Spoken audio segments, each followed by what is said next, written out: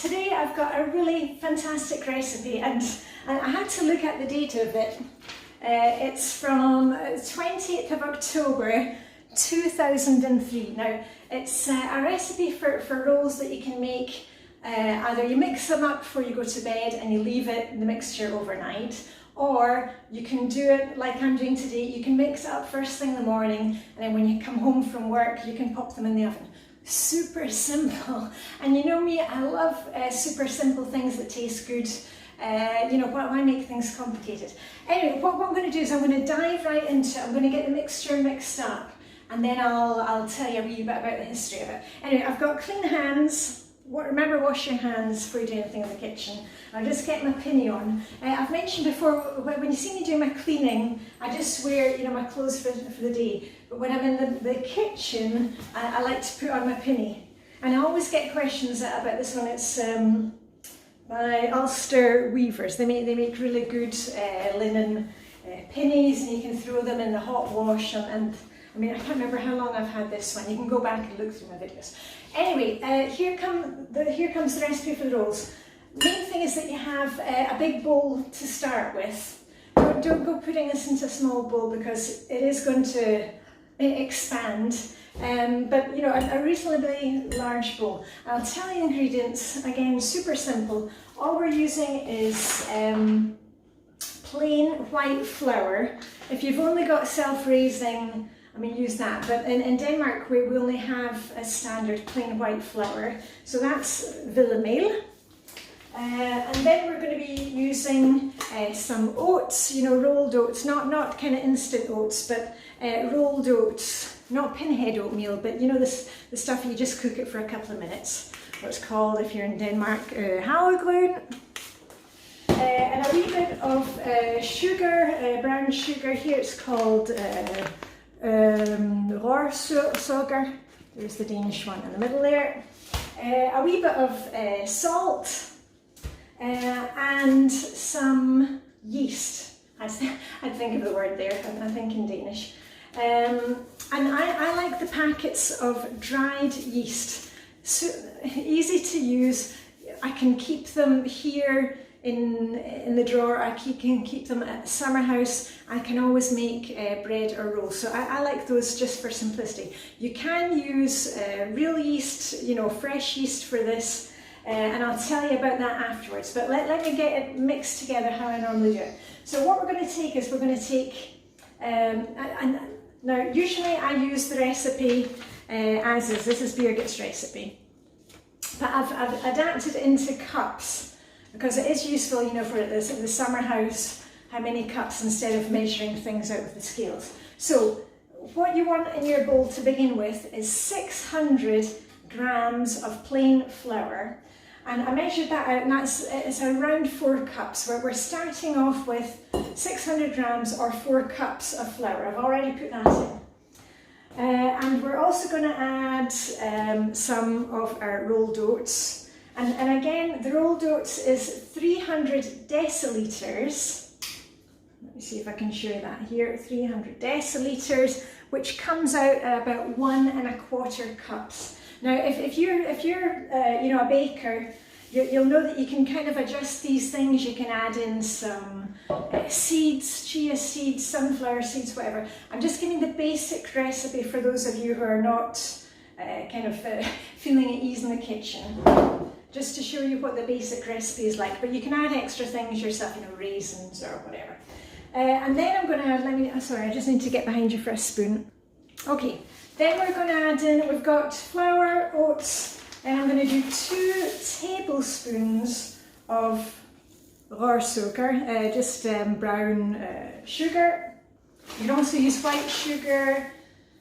You can use honey, any kind of sweetener if you don't use normal sugar.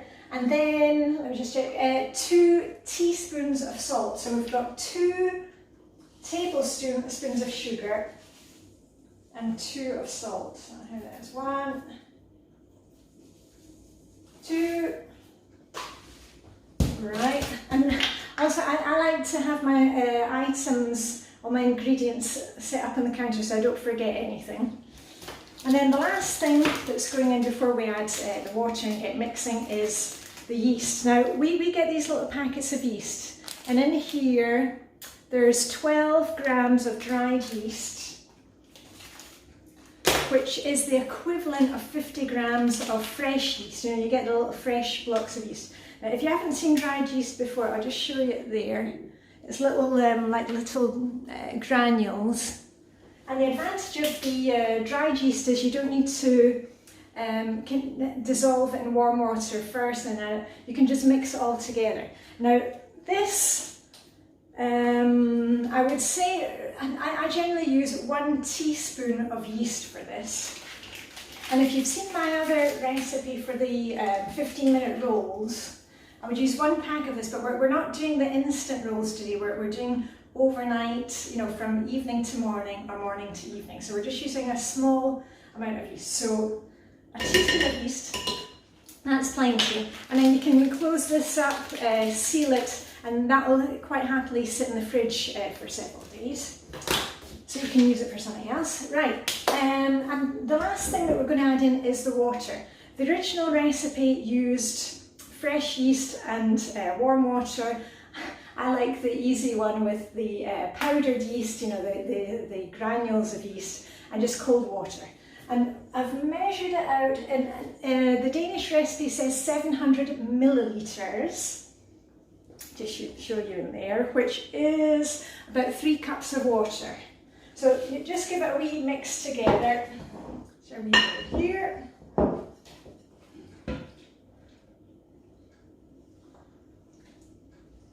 And you're going to be thinking, gosh, how, you know, if you're a baker, you know, how is this ever going to turn into some nice rolls? But they were. Give it a wee mix.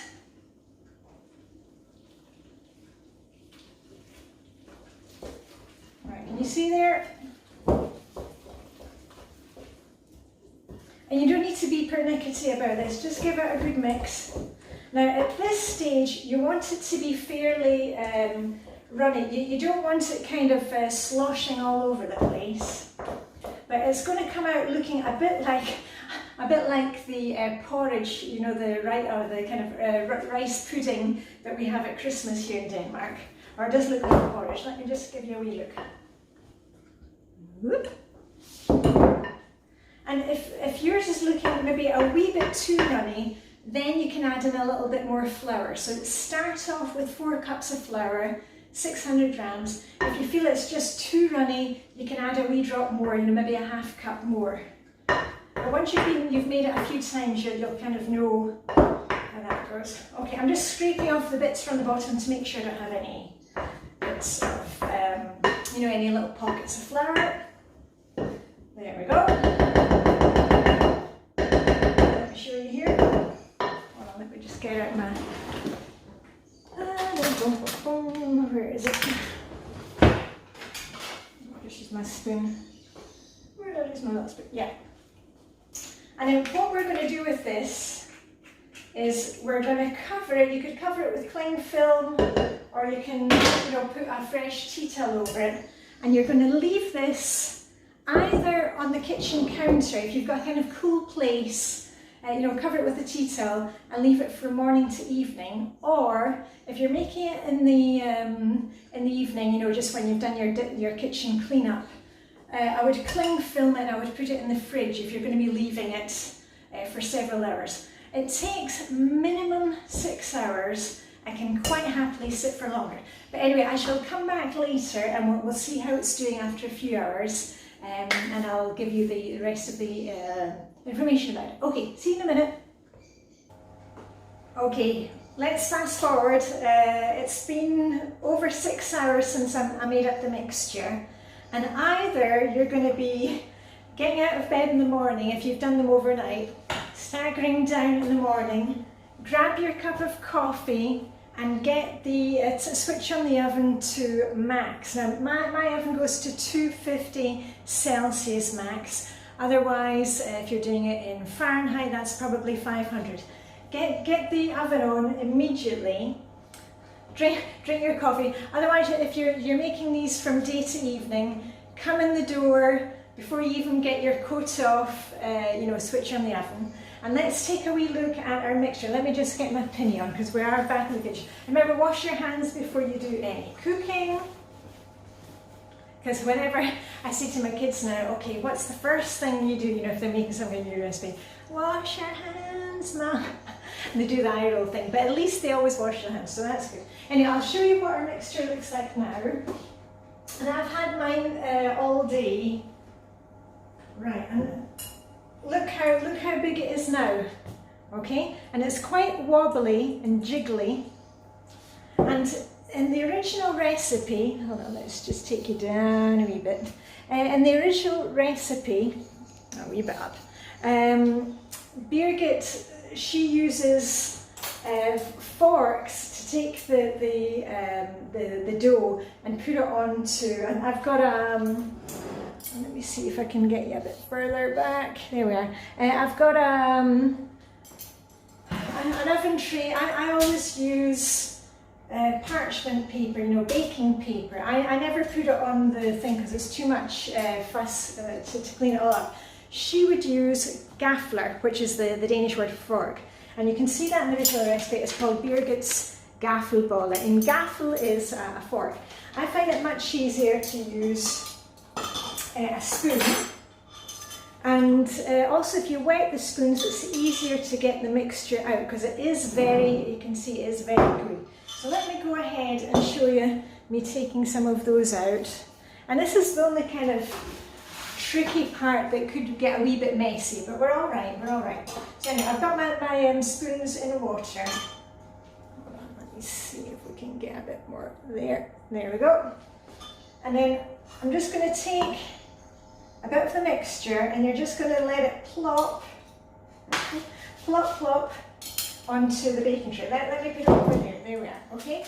And it's not gonna, they're not going to look fancy, these rolls, but they're super simple to make. And it's a great thing, you know, if you want to make it with the kids, because kids love making things like this. And also it's a really good way to show them it doesn't have to be perfect in order to taste good. There we go. And another one. And then when you feel it getting out a wee bit too sticky, you just plunge your spoons into the water. Here we go again. So I tell you what, I'll get them here, and you can see how loose these are. A wee bit more in that one. So I'll continue putting these on here, and then we're going to get them right into the oven. Hold on. Oh, you're going up and down today. It's like a bit like being on a roller coaster. There we are. I'm going to put these in the oven. The amount it makes, it depends on how big you make it. We like to have them so it's kind of large enough to cut in half, and we use them as breakfast rolls. But you could use them, you know, as lunch rolls and fill them with, you know, cheese and ham, whatever you like. And I'm going to put them into the oven, hot oven. You can use fan assisted or without the fan. I'm going to switch off the fan also just because it makes so much noise. And her original recipe, Birgit's recipe, said 15 to 20 minutes. I would check after 15 minutes. It will depend on your oven, depend on where you are, depend on what kind of flour you're using. But start checking after 15 minutes, and you want them to be nice and puffed up and golden brown. We don't want them really, really hard baked, but we want them baked through. And I'm not even going to put anything on it. You could, if you wanted, brush them with a wee bit of egg, you know, egg yolk or milk or water. Put a few seeds on top to make it chefy. But I'm just going to show you today how this basic recipe can give you some basic rolls either for your breakfast or your lunch or wherever it is. So let me get those in the oven and then I'll come back to you. And these ones have been in the oven for about 10 minutes so far. You can see they're just beginning to get golden brown there. So we'll leave them for another 5 minutes and see how they're doing. And if you're wondering who Birgit is, it's my friend Lena's mum. She always used to make these rolls. They're also known in Denmark as brusebadsboller, which means shower rolls. So, you know, you would put them in the oven, go and have your shower, and they're done. And you'll want to make sure to do a pooper, you know, pick up and put away everything as you go along. Just a wee tip about the mixing bowl. If you're not used to baking, you may be tempted to put hot water in your bowl. Don't do that. Just use cold water and let it sit for a wee bit, and then you can come back to it and give it a swish out, and then a bit of warm water. If you put in hot water to begin with, it'll kind of cook the mixture in there and make it even more difficult to come off. So just let it sit with a wee bit of cold water first, and then it'll come right off when you go in with the brush.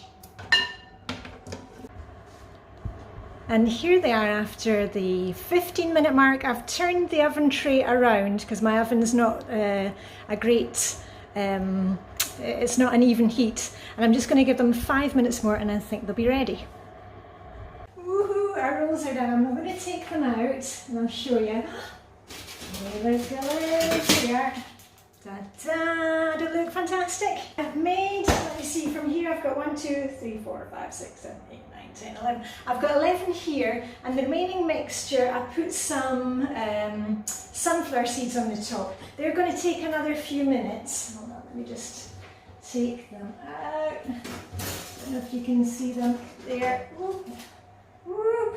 They're going to take a wee bit longer. I put them in 5 minutes later. Let me just check the timer on. Yeah.